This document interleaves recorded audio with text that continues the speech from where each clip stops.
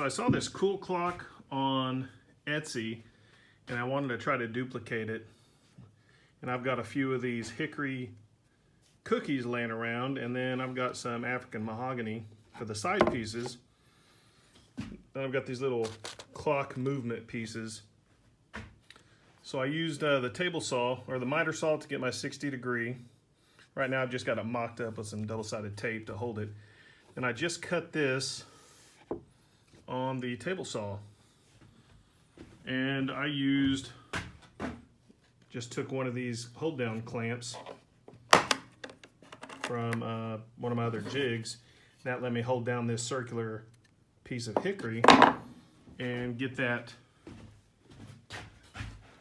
great angle. So what do you guys think? I need your opinion. Should I leave it to where the bottom piece just butts up against it, or should I cut off some of this and then the bottom piece of the triangle of the African mahogany would be like this? What do you guys think? I could go either way. One of the other parts of this would be I set my movement here, and I'm going to use my router to route down to where I have probably about 1/8 of an inch or 1/4 of an inch showing in the front. That way this movement piece will fit in there. I think that might look pretty cool.